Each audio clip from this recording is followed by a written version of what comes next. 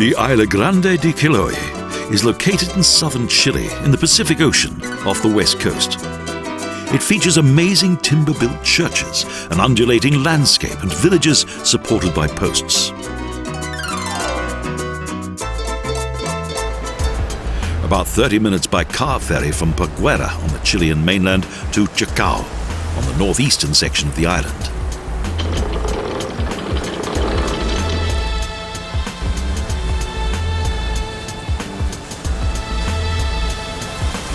The sea foams when the surf is high, although it's shallow here and rich in algae. It rains a lot and the wind is strong.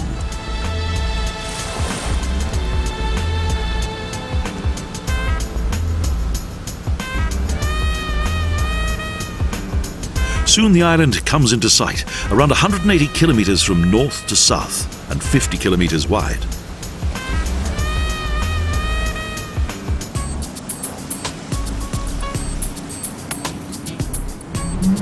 The ferry is unloaded quickly and new passengers board.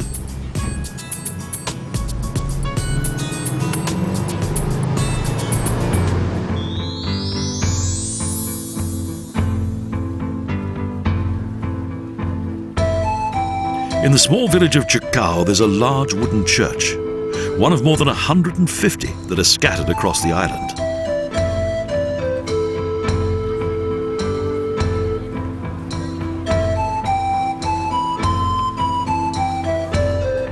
Two wooden towers with blue peaks flank the main entrance gate, striking architecture that unites European design with that of this region.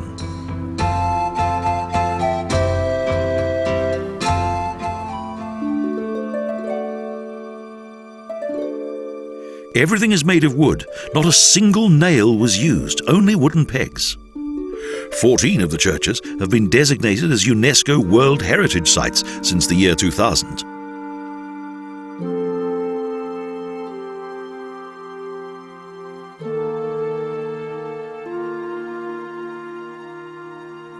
Statues of various saints are also made of wood and were carved by local artists following European design.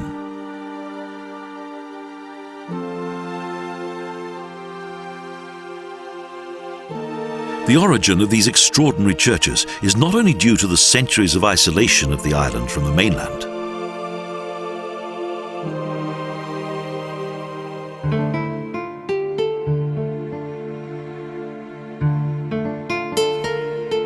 But also because of the unique symbiosis of cultural elements, of Jesuit monks, Spanish invaders, Indians, and German immigrants.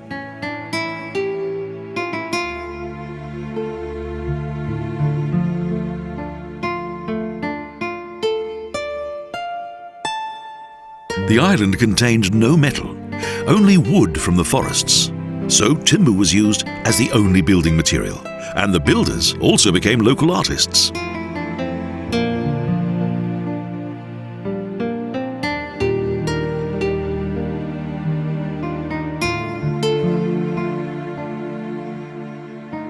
The poverty of the island's inhabitants also added to the creation of these simple works of art of cypress and alerce wood that are much admired today.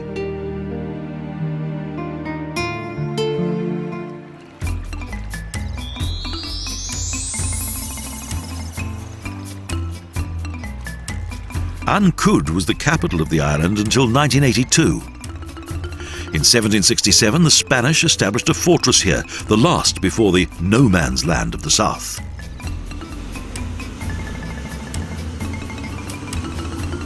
It's difficult to believe that this fishing village was witness to a dramatic past.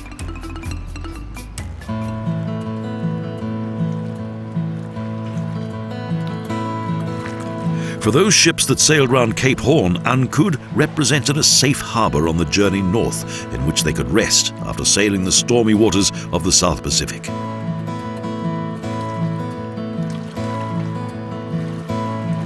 In the 19th century, the settlement became the starting point for the exploration of the wild south of Chile. Seafarers and explorers came here.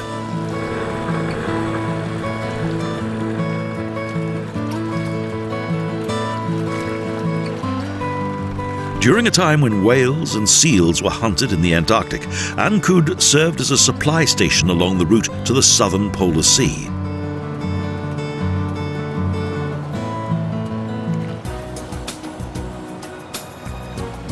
This contributed to the village's modest wealth, and it eventually developed into the island's largest town.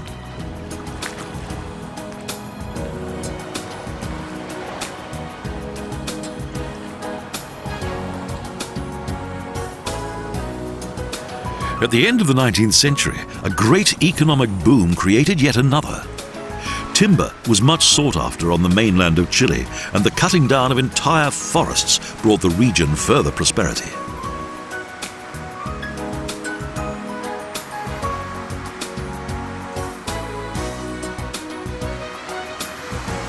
However, at the cost of the local ecology. In 1912, the railroad reached the town of Puerto Montt on the mainland. It became an important harbour town, and the need for timber gradually decreased. Thus, the island's ecology managed to recover. Now it's an undulating lake landscape straight out of a picture postcard, and its thrifty people live from agriculture and fishing.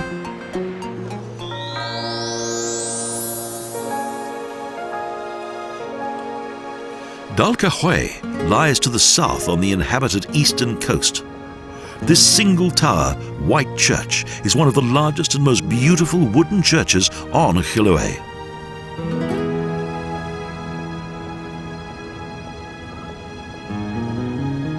Its main facade is decorated with a portico on the tower side, and outside there are arcades that contain 9 arches, a charming feature of the older churches.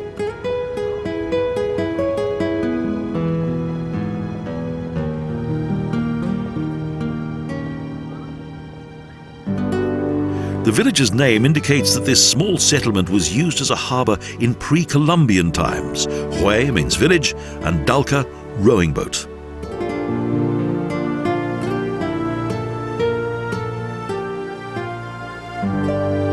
Chiloé was once inhabited by the Chonos tribe. However, from the mainland came the Mapuche Indians, and the Chonos either moved to Asia or mixed with the local islanders.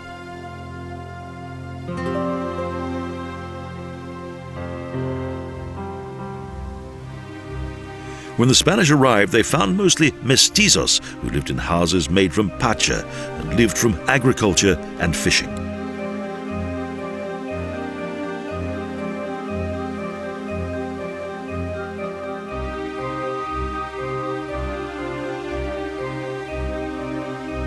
The Jesuits, who came to the island in 1609, converted the Indio to Christianity and built many churches here.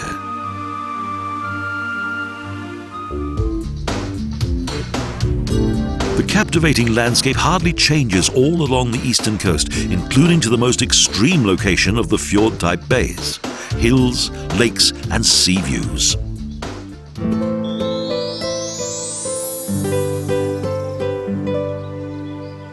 Rilan is a remote village at the end of the world. And even here the missionaries constructed impressive churches with the help of the local inhabitants.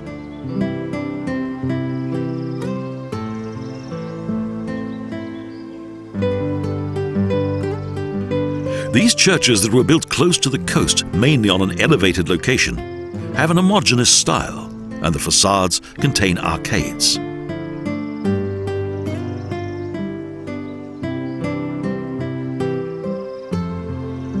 The architecture is modest, wood, either painted or natural.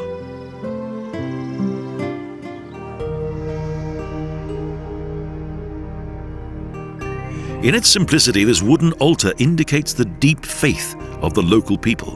No over-elaborate religious symbolism here.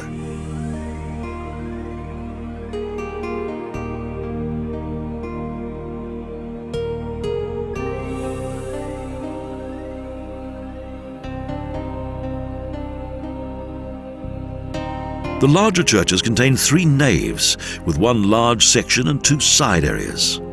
Here the wood is painted blue with yellow borders.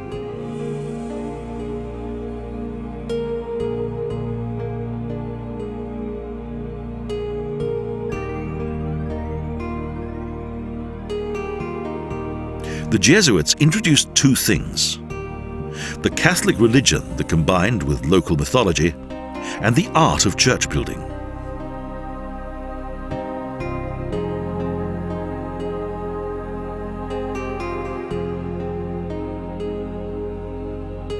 At first they planned to have stone buildings, but instead adapted their plans to the local environment and built wooden churches.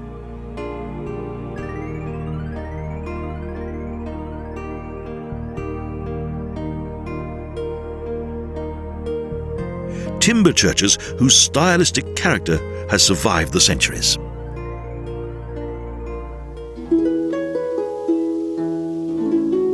Because the island is so close to the mainland, the snow-covered peaks of the southern Cordillera seem to be within easy grasp. Meadows and fields frame several small lakes.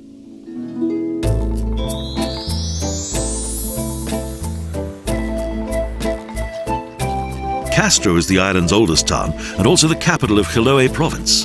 Along the waterfront are numerous colourful wooden houses on posts, the Palafitos.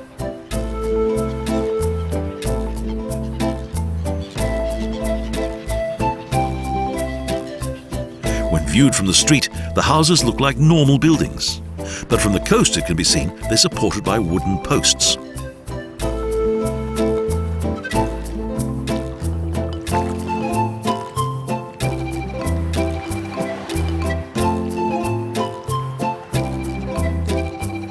At high tide, the fishermen are able to land by boat directly beneath their houses. And at low tide, the posts are exposed in full.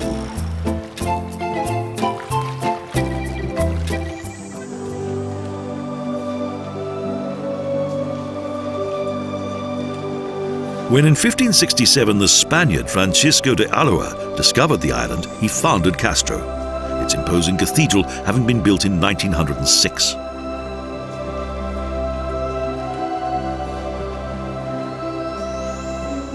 It has two pointed towers on its façade, and the main building is salmon pink.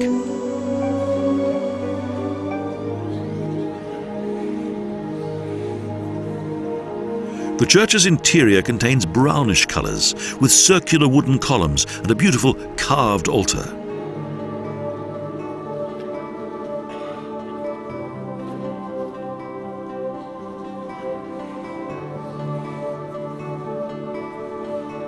It was designed by Italian architect Edoardo Provasoli, whose original plan was to build the church out of concrete. However, wood was used instead.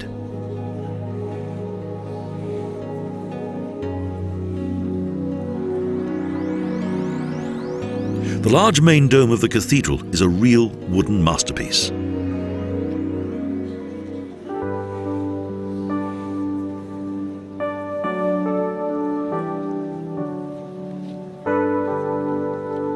The height of the dome, as well as the figures carved from the wood of the now protected local undulating trees, are a wonderful sight.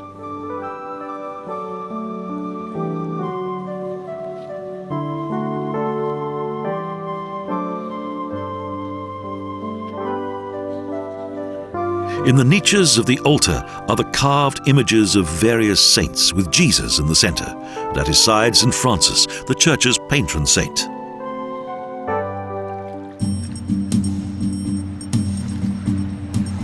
In the south of the island is a small town situated on a steep slope above the coast.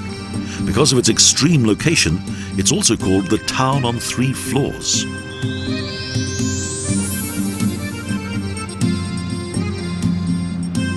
Conchi was once a Jesuit missionary station. The town's inhabitants made their living during the 19th century with the sale of timber and the breeding of animals.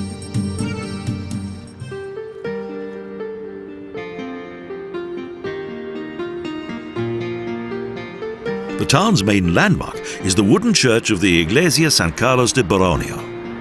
When the weather is fine, its blue and yellow colors shine out brightly.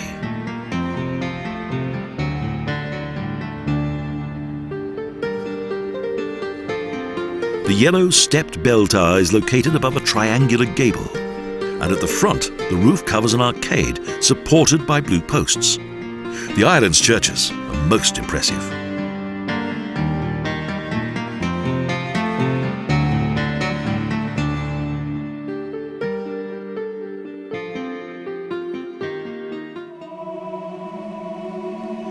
The interior is of a light natural wood, and there's a pulpit with a spiral staircase. None of the island's other churches has a pulpit.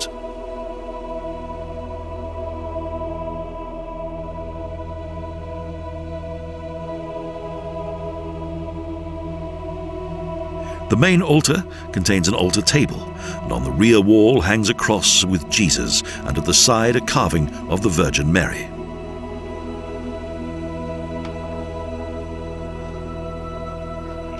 The dark blue barrel vaults of the main naves form a canopy supported by wooden posts with carved capitals.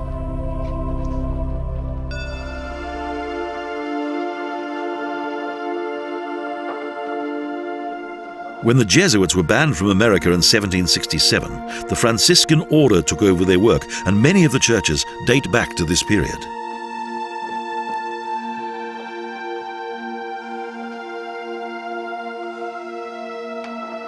The local artists had a distinct artistic style that they gradually perfected as their own.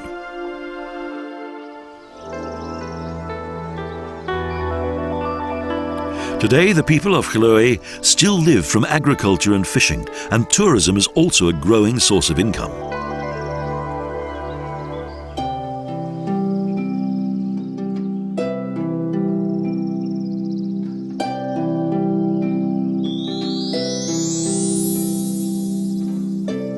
The small village of Vilupuli is dominated by the Iglesia San Antonio de Padua, whose three-section tower is almost 19 meters high.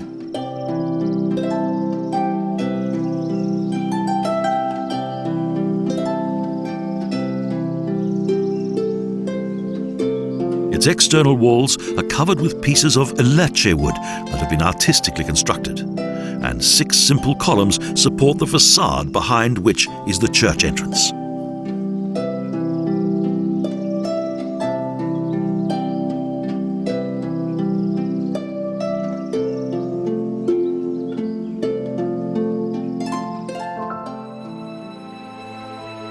"12 white-coloured wooden pillars support the central section of the interior.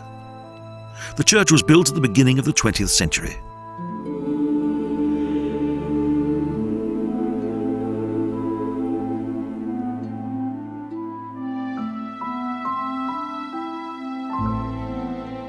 The left side altar is dedicated to the Virgin Mary, and the one on the right to Jesus, flanked by holy friars.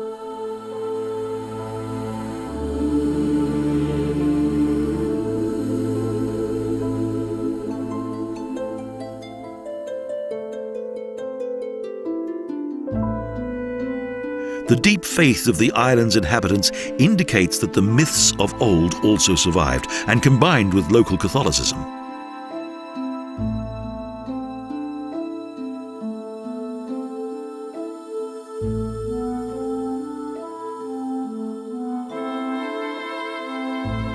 Fairies and trolls, wizards and witches, they all live on in the island's legends, a rich variety of rites and beliefs.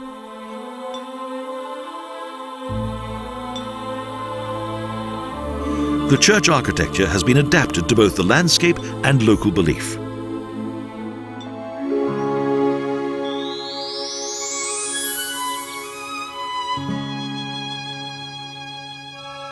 The main landmark of Nercon is a freestanding wooden church within an elevated location. It features the typical architecture of the island, but with some variations.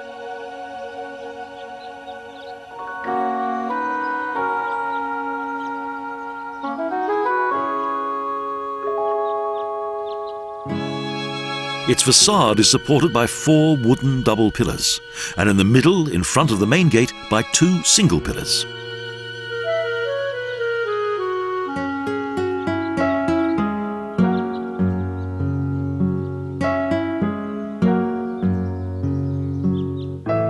The once white colour of the facade has turned grey, and the blue of the frames is difficult to discern.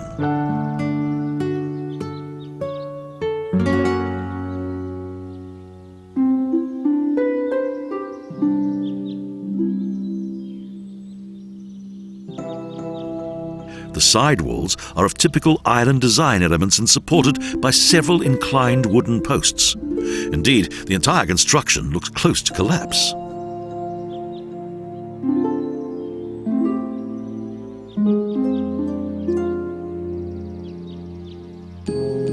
Yet this building has managed to retain the beauty of its past.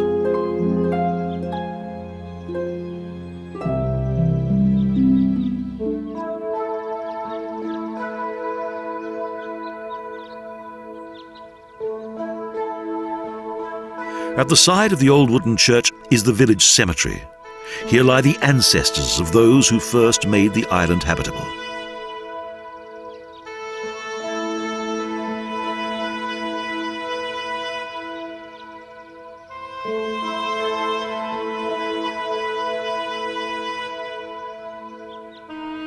They had no defense against the diseases that were brought here by the Spanish.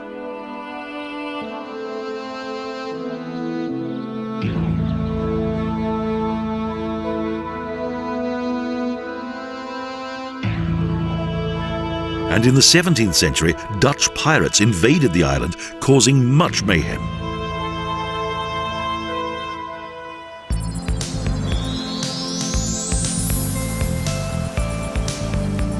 The elongated Bahia Puñol on the Pacific coast in the north of the island has a smooth, sandy beach, ideal for bathing and sunbathing.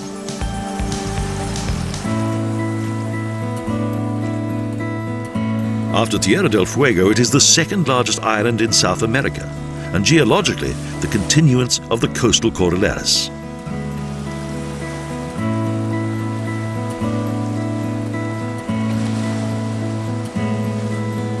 From here, boats travel round the Islotes de Puñal, islands that lie off the main island and are inhabited by some interesting wildlife.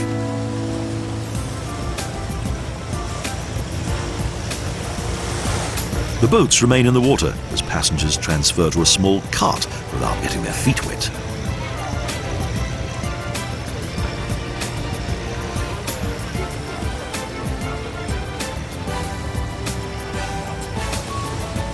The passengers are taken to the shoreline while new ones are taken to the boat. A trip around the wildlife islands is about to begin, an adventure of a special kind.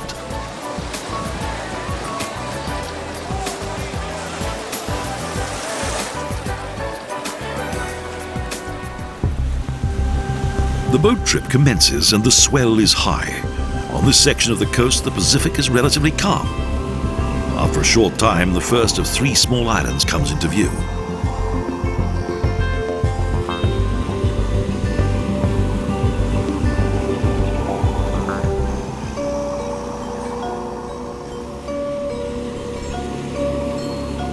The various green swathes of the raven-black rocky islands tower out of the sea.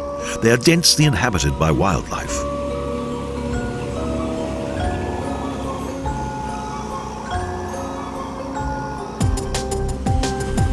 These islands are the only known nesting place of both Humboldt and Magellan penguins. They're also inhabited by the red-legged cormorant and the kelp gull.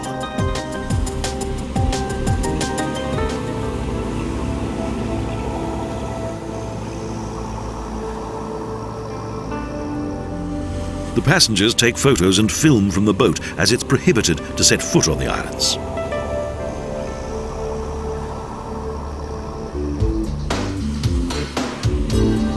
The short distance from island to island is quite adventurous because the sea here is extremely rough. And in spite of their life jackets, not every passenger feels safe. Powerful waves and foaming surf seem to protect the islands.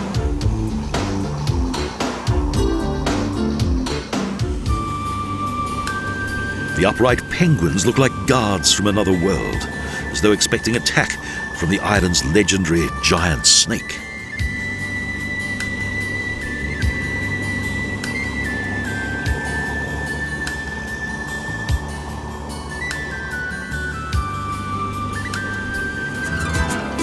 The giant snake was a local myth told long before the Spanish arrived, and the old myths and legends that combined with the Catholic religion created their own culture here, in simple wooden churches in which the islanders loyally shared their faith.